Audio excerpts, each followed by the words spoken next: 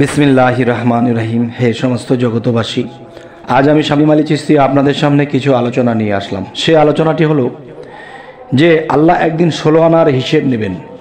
এই 16 আনার হিসেব যদি আমরা দিতে না পারি তাহলে আমাদেরকে পিটাইতে পিটাইতে জাহান্নামের দিকে নিয়ে দেবে। তাহলে এই 16 আনাটা কি?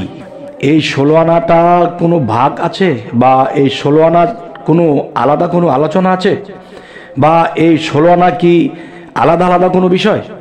অবশ্যই আমাদের তা জানা দরকার। কিন্তু এক ধরনের স্তরের লোক তারা জেনে নিচ্ছে যে 16 আনা যেখানে বসতেছে সেখানেই কি স্তক? না, এই 16 আনা বহু জায়গাতে আছে।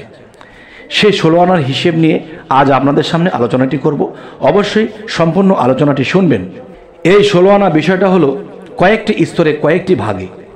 যেমন প্রথমভাবে যারা বুঝতে চায়, যারা যেখানে সবসময় বুঝে আসছে, সেখানে আমি বলে আগে শেষ করব। সেটি হলো যে 16 আনা যে বিষয়টি, এটি অতি সাধারণ এবং সকল স্তরের লোকে এটা বুঝতেছে যে যেই যৌবনী পানিটা আল্লাহ আমাদেরকে 16 আনা পানি দিয়েছে। দেখেন, পানি বলতেই যে সেই 16 আনা সেই যৌবনী পানিটা হবে সেটাই তো নয়, কারণ পানির সাথে জ্ঞানের তুলনা করা হয়েছে। তাহলে পানির সাথে যদি জ্ঞানের তুলনা করা হয়ে থাকে তাহলে আমাদের বুঝতে হবে যে জ্ঞান বিষয়ক বিষয়টাও আছে। তবে এতটুকু সেরে নেই যে 16 আনা, যেমন একটা জিনিস, একটা বাচ্চা যখন ছোট থেকে আস্তে আস্তে বড় হয় তখন তার মধ্যে কিন্তু যৌবনী পানির প্রকাশ নেই। যখন তার যৌবন এসেছে তখন তার নদ নদী দেহের মধ্যেগুলো, সেই নদ নদীগুলো খুলেছে। যেমন একটি কিডনি থেকে খুলেছে যে প্রস্রাব ছাকে, রক্ত ছাকে, হ্যাঁ, বীর্য ছাকে। আরেকটি হলো আপনার যে শরীরের যে ভিটামিন, যে ক্যালসিয়াম, এটা রাখতেছে, রক্ত ছেঁকে রাখতেছে, পানি ছেঁকে দিচ্ছে, আরেক রাস্তা দিয়ে বাথরুম চলে যাচ্ছে। তো এর মধ্যে প্রস্রাব এবং বাথরুমের যে রাস্তাটা আছে এটি খোলা থাকে, কিন্তু যৌবনী পানি প্রার্পণ করবে সেই রাস্তা বন্ধ থাকে। যখন যৌবন আসে তখন আস্তে আস্তে সেই নদীর বাঁধন খুলে যায়, তখন সেই মানুষটা সাবালক হয় এবং তার মধ্যে সেই যৌবনী উৎফুল্লতা কাজ করে। আচ্ছা, সেই যৌবনী পানির দরজা যখন খুলে যায় তখন কি হয়? সেই ছেলেটি দিন দিন জ্ঞানী হতে থাকে, সেই ছেলেটি দিন দিন তার জ্ঞান বিবেক বুদ্ধি হতে থাকে, সে ভালো মন্দ বুঝতে শিখে। একটা শিশুর কিন্তু সেই ভালো মন্দ বোঝার জ্ঞান থাকে না। চকলেট দিলেই সে খুশি, 10 টাকা দিলে সে খুশি, 10,000 টাকা দেবেন সে নেবে না, 10 টাকায় সে খুশি হয়। তাহলে বোঝা গেল তার জ্ঞানটা এইখানেই স্টপ। আর যখন যৌবনী পানির রাস্তা খুলে যাবে, দিন দিন সে বড় হবে, তখন সেই যৌবনী পানি গড়াতে থাকবে। সেই যৌবনের ধারণায় অনেক ভুল করে বসে, অনেক খারাপ কিছু করে বসে। কিন্তু দেখা যায় একটা সময়ে বিবেক তাকে ছাড়ছে না। হায় কি করলাম, হায় কি করলাম! আল্লাহ যে আমাদের মধ্যে এই যৌবনী পানি দিয়েছে, এই পানি তো আমরা নষ্ট করে ফেলছি। কখনো কখনো বিবেক বাড়িয়ে দেয়, তখন আবার সে কিছুদিন শৃঙ্খলে থাকে, পরে আবার যখন সেই যৌবন ধাক্কা দেয় তখন সে আবার কোনো অপরাধ করে বসে, আবার চোখের পানি ফেলে বলছে যে হে আল্লাহ, কি ভুল করে ফেললাম। কিন্তু দেখেন, এরকমভাবে আত্মনাদ করে আবার এই কাজটি করে, আবার আত্মনাদ করে আবার এই কাজটি করে। তার মানে প্রত্যেকটা মানুষের মধ্যে যে আল্লাহ ফেরেশতাদেরকে নিয়োগ করে দিয়েছে, এক একজনের ডিউটি এক একজন করতেছে। তো এখন যে মানুষের মধ্যে কাম ক্রোধ যে জিনিসটি জাগায়, সেই জিনিসটিও মানুষের মধ্যে জাগিয়ে দেওয়া হয়। তখন দেখা যায় যে যখন সে কাম জেগে যায় তখন পিছনে সব কিছু আগে পিছিয়ে বলে যায়, যখন কাম চলে যায় তখন আবার বিবেক ফিরে আসে, হায় কি করলাম।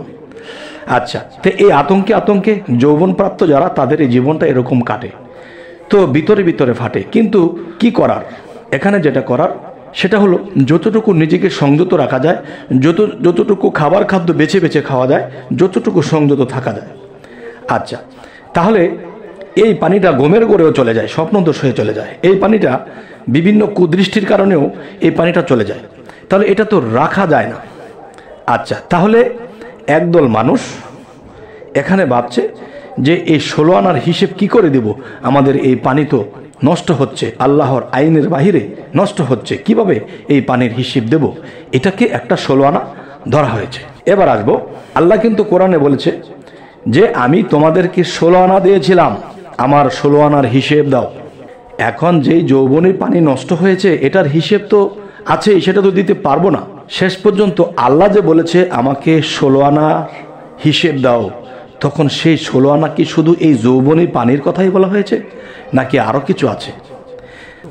তোমাকে যে আমি 16 আনা জ্ঞান দিয়েছিলাম, এই জ্ঞান দ্বারা তুমি আমার জন্য কি করেছো? তোমার কি পুঁজি জমিয়েছো? তুমি এখন হাসরে উঠেছো, এখন আমার 16 আনার হিসেব দাও। তখন দেখেন যে আল্লাহ যে আমাকে জ্ঞান দিয়েছিল, সাথে বিবেক দিয়েছিল, তখন একটা খারাপ কিছু করতে যাইয়া দেখলাম যে আমার 5 লাখ টাকা হাতে এসে যাবে যদি আমি একজনের ক্ষতিটা করে ফেলি। আমি 10 লক্ষ টাকার কাজ হয়ে যাবে আমি যদি ইমুকের সংসারটাকে পথে বসিয়ে দিই। তাহলে আবার বিবেক আপনার মধ্যে আমার মধ্যে বলেছিল যে না, এমন কাজটা করিস না, তার সংসারটা পথে বসে যাবে, সে কষ্টে তার জীবন ধাবিত হবে, যে তুমি এই অল্প কিছু টাকার জন্য তার জীবনটা নষ্ট করো না। কিন্তু সে 6 রিপুর কথায় সে তার জ্ঞান বিবেকের কথা সে শোনে নাই, না শুনে এই খারাপটা করে ফেলেছে। তখন কিন্তু সে নিজের কাছে নিজেই ফেসে গিয়েছে। তখন আল্লাহ একদিন ডাক দিবে, হে আমি তো তোমাদিগকে 16 আনা জ্ঞান দান করেছিলাম, তোমরা এই জ্ঞান কোন কাজে লাগিয়েছ? তখন আল্লাহর হিসেবের যখন টান দেবে, তখন দেখবে মানুষকে অত্যাচার করেছি, মানুষকে নির্যাতন করেছি, মানুষের ক্ষতি করেছি, এবং যৌবনপ্রাপ্ত মেয়েদেরকে আমি ক্ষতি করেছি, তাদের যে ইজ্জত নষ্ট করেছি। এসব যখন আল্লাহর খাতার মধ্যে লেখা থাকবে আর আমাকে যখন দেখাতে শুরু করবে, তখন আমি কোথায় যাব? তখন আল্লাহ বলবে, তোমার এই 16 আনা জ্ঞান দিয়েছিলাম, এই 16 আনা জ্ঞান থেকে তুমি খারাপ দিকে এই জ্ঞানকে কাজে লাগিয়েছিলে, আজ তুমি জাহান্নামে নিক্ষিপ্ত হও। তবে হ্যাঁ, আরেকটা বিষয় হলো যে যৌবনী পানির যে 16 আনা বিষয়টা আমরা বুঝে থাকি, এটা একেবারে ফেলে দিতে পারবেন না, সেটি আল্লাহ ক্ষমা করবে। যে যৌবনের তাড়নায় মানুষে অনেক খরচ করে ফেলে, অনেক নিজের প্রতি নিজে ক্ষয়ক্ষতি করে ফেলে, কিন্তু আফসোস করেছে, চোখের পানি ফেলেছে, আল্লাহ ভুল করেছি, কিন্তু এই ভুলের তো ক্ষমা করে আল্লাহ দিবে। কিন্তু আপনার 16 আনা জ্ঞান যে আল্লাহ দিয়েছিল, এই জ্ঞান দ্বারা আপনি আল্লাহর পথে না থেকে কুপথে চালিয়েছেন, কুপথের জ্ঞান খাটিয়েছেন। যেমন সরকার আপনাকে পুলিশের চাকরি দেওয়ার আগে, আপনার হাতে অস্ত্র তুলে দেওয়ার আগে আপনাকে ট্রেনিং দেয় এবং আপনাকে শপথ করিয়ে দেয় যে আজকের পর থেকে তোমরা সন্ত্রাসকে দমন করবে, কিন্তু নিজে সন্ত্রাস হয়েও না। তো আল্লাহ আমাদেরকে যৌবন দিয়েছিল, এই যৌবনটাকে ভালো পথে না লাগিয়ে আমরা খারাপ পথে লাগিয়েছি। তখনই এখানেই 16 আনার হিসেব আমাদের একদিন দিতে হবে। এবং দিতে হবে কি, আপনি নিজে নিজে একটু ভাবুন, একটু চিন্তা করুন যে এই যৌবনী পানি তো নষ্ট হয়েছেই, আবার এই সুন্দর জ্ঞান যে আল্লাহ আমাকে 16 আনা জ্ঞান যে আমাকে আল্লাহ দিয়েছে, এই জ্ঞান দ্বারা আমি কয়জন মানুষের উপকার করেছি, উপকারের ক্ষতি তো বেশি করেছি। তখন কিভাবে হিসেব দেব? আল্লাহর এই 16 আনা জ্ঞান আমি কিভাবে হিসেব দেব?